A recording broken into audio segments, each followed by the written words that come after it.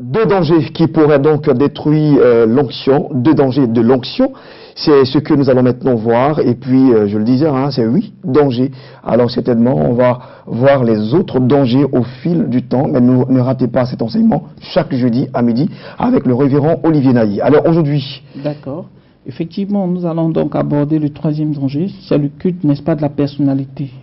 Le culte de la personnalité. Ah ben ouais. Oui. Et l'onction de foi nous entraîne à poser des actes allant dans ce sens-là. Les serviteurs de Dieu, excusez-moi de tout en tirer sur eux, mais la Bible déclare qu'ils... Mais c'est eux qui ont l'onction. Voilà, justement, et qui ont besoin d'enseignement pour ça. Vous savez, l'onction est très très bon.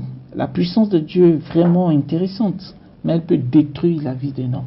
Il y a un danger, celui de ne pas rendre gloire à Dieu. Quand Dieu opère par nous, des miracles, des prodiges, il y a des délivrances, des guérisons, des déblocages financiers.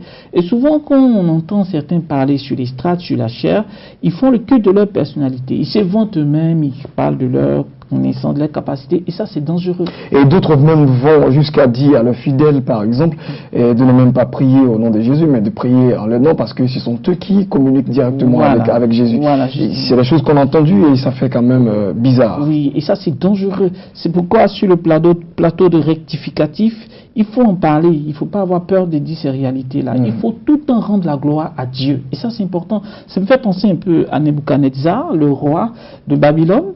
La Bible déclare qu'il était tout puissant, il avait le monde entier sous sa main et sa royauté s'étendait même aux limites de la terre. Et la Bible déclare qu'un jour sur son balcon, il s'est dit, mais écoute, je suis fier, c'est moi qui ai créé toutes ces choses-là, c'est moi qui suis à la base de toutes ces choses.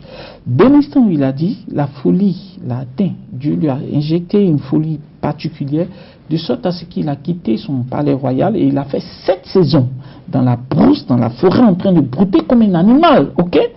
7 saisons où, n'est-ce pas, il n'a pas été au pouvoir, il était devenu hors de lui-même. Dieu lui a montré qu'il était rien, qu'il était poussière.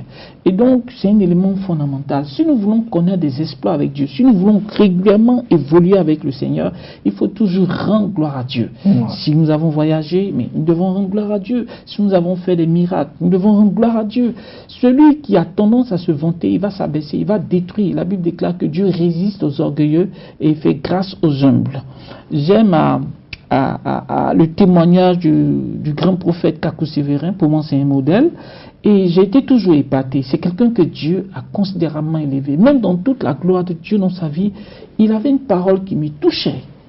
Chaque fois que quelque chose se passait, lui-même, il disait vraiment, je suis épaté par les miracles que le Seigneur fait. J'ai prié pour quelqu'un, mais j'ai vu le Seigneur. Et moi, je suis dépassé. Donc, lorsqu'il rend témoignage de Jésus comme ça, moi, je suis surpris. Je dis, attends, c'est le grand prophète. Mais dans toute sa gloire, il dit qu'il est étonné de ce qu'il fait. Est-ce que vous voyez un peu? Parce que c'est l'éternel Dieu qui est à la base de tout ça, qui n'est que poussière. Donc, c'est un enseignement qu'on doit quand même tirer. Il faut que les serviteurs de Dieu soient humbles, qu'ils puissent s'abaisser, ok, pour qu'ils puissent expérimenter beaucoup de gloire, beaucoup de choses intéressantes dans leur vie. On a aussi des fils spirituels qui veulent aussi, qui tendent à perdre aussi les hommes de Dieu, c'est-à-dire vous partez, ça peut ressembler à un détail, mais c'est vraiment important.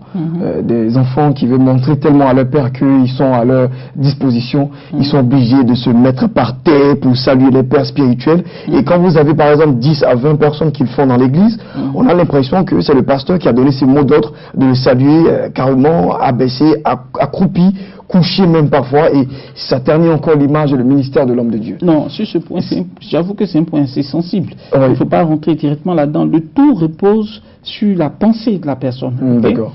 Je veux dire, ça peut être un acte de considération. Vous avez des classes, il faut honorer les autorités. Ça dépend des cultures. Il y a des pays où cela se fait de façon naturelle. Est-ce que vous voyez un peu? C'est une forme de considération et d'estime profonde. Par contre, il y a d'autres endroits où, bon, c'est pas normal. Vous allez voir qu'aux États-Unis... Oui, mais moi, je parle de la Côte d'Ivoire, puisque c'est ce que je suis. Je sais qu'en Côte d'Ivoire, on ne fléchit pas les genoux forcément pour saluer une personne. Oui, mais quand je dis... Ça peut se faire mouvement, mais bon... Quand je dis culture, ça peut se faire aussi au niveau de choses comme ce qu'on appelle des églises, des communautés. Parce que chaque leader vient avec sa culture. Il peut avoir été informé dans le domaine anglophone, et il vient et puis il implique son église à aller dans ce sens-là, parce qu'il a l'habitude de s'abaisser. Et dans la Bible, on a vu ça plusieurs fois. Parce que tu vois des serviteurs de Dieu qui se sont vraiment abaissés devant leur Père. Est-ce que vous voyez un peu? Mais l'idée, c'est pas l'adoration. Si c'est le cas, là, ça devient démoniaque. Le seul qu'il faut adorer, c'est le Seigneur Jésus-Christ. Voilà. C'est une forme de considération. Pour moi, je pense, j'ai pas encore fait ça personnellement, mais je ne veux pas trop juger sur ce point-là. Mais je me dis une chose, la seule personne, dans les cieux comme sur la terre, en toutes circonstances, qui mérite l'adoration, c'est le Seigneur Jésus-Christ. Merci. Donc, on nous fait signe que nous sommes déjà au terme de notre entretien. Pourtant, on n'a vu que un. On n'a vu que un, mais c'est pour dire que le point était quand même intéressant. D'accord. Peut-être qu'on peut s'échanger. L'autre point se verra certainement à la séance prochaine, le jeudi prochain. D'accord. Merci de votre compréhension. Merci toujours d'être un homme aussi humble, qui travaille pour l'œuvre de Dieu et surtout pour des personnes en détresse, des personnes qui ont besoin d'aide. Et c'est important. Il faut donc ajouter à la parole ce qui est la démonstration et quelque chose de très matériel. Vous continuez de le faire. Merci d'être encore passé sur notre plateau.